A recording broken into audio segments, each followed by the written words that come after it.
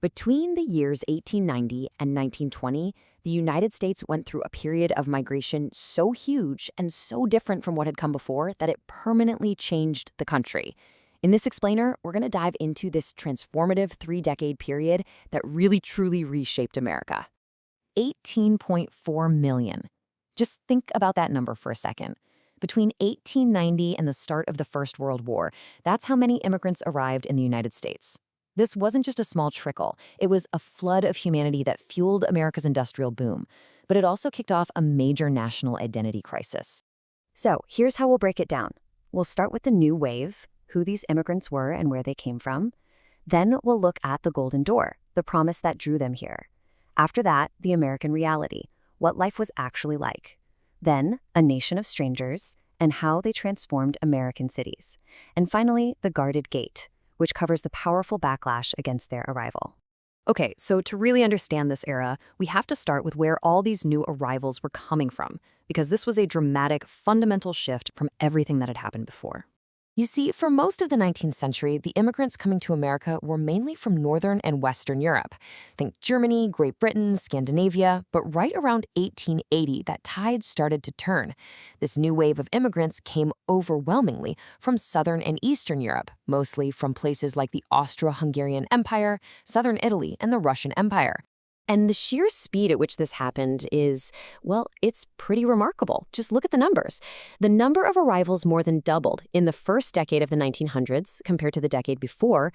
It peaked in those years right before World War I, and then, of course, the war brought it all to a sudden halt. So that begs the question, right? What forces were powerful enough to drive this incredible movement of people? And what was it like for them to arrive in this new world that promised so much? Well, it really came down to a powerful combination of what historians call push and pull factors. Push factors were the things driving people out of their homelands, like the crushing poverty and hunger in southern Italy, or the violent persecution of Jewish people in Russia. At the same time, pull factors were drawing them toward America, this idealized vision of a land of freedom and opportunity, the very real demand for workers in its booming factories, and of course, the comfort of joining communities of people who had already made the journey. Now, to handle this incredible volume of people, the federal government had to step in. The old station at Castle Garden was completely overwhelmed. So, in 1892, a huge new processing center opened up on Ellis Island. For the next 3 decades, this one spot would be the gateway for 12 million passengers arriving in steerage from Europe. And the legacy of this single entry point is just staggering to think about.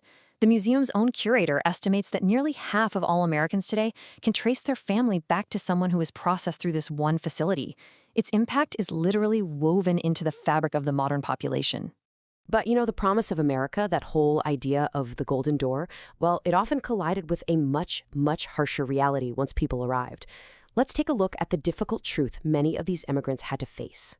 There's a popular saying from that time that I think just perfectly captures the disillusionment.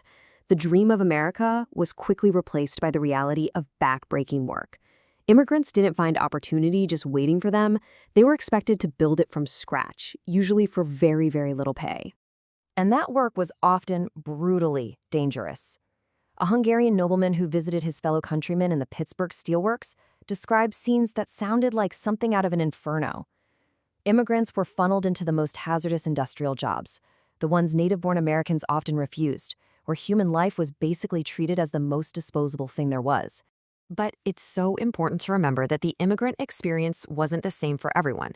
If we compare two of the largest groups from this period, you can see some really key differences. Jewish immigrants from Eastern Europe often arrived as whole families, fleeing persecution and fully intending to stay for good. They tended to have higher literacy rates, and many were skilled artisans. In contrast, Italian immigrants were mostly single men who came to earn money. In fact, a remarkable 60% of them eventually went back to Italy, and they were more often unskilled laborers. This massive influx of people wasn't spread out evenly across the country. No, it was primarily an urban phenomenon, and it completely transformed the character, the culture, and the politics of America's major cities. The sheer scale of this transformation is pretty hard to wrap your head around. By 1910, a full 2/3, 67% of the population in America's 12 biggest cities were either immigrants or the American-born children of immigrants. In other words, native-born Americans of native parentage had actually become the minority in their own cities. And immigrants didn't just live in the cities, they actively shaped them. They formed these dense cultural neighborhoods, like New York's Little Italy or Chicago's Polish Triangle, where they could preserve their language and traditions. I mean, in Milwaukee, there were 22 different German-language newspapers. This concentration of voters also gave rise to powerful political machines, like Tammany Hall in New York, which traded jobs and help for votes. And in response to all this, many middle-class, native-born families started moving out to the new suburbs, which only deepened the social and ethnic divides. As you can imagine, this rapid and profound change did not go unnoticed. In fact, it provoked a powerful, organized, and often ugly backlash from parts of the existing population. And this opposition, it grew more and more organized over time. It started with groups like the Immigration Restriction League in 1894, then it got an official stamp of approval with the Federal Dillingham Commission in 1907. Later, it was amplified by the revival of the Ku Klux Klan and the paranoia of wartime, which led to laws targeting any kind of dissent, especially from foreign-born residents. That first group, the Immigration Restriction League, was founded in Boston by a group of Harvard graduates. They were an elite organization of what we now call WASPs, White Anglo-Saxon Protestants, and their goal was very clear: to stop the flow of what they considered racially inferior immigrants from Southern and Eastern Europe. This whole ideology has a name: nativism. It's basically a political policy that promotes the interests of the native-born population against those of immigrants.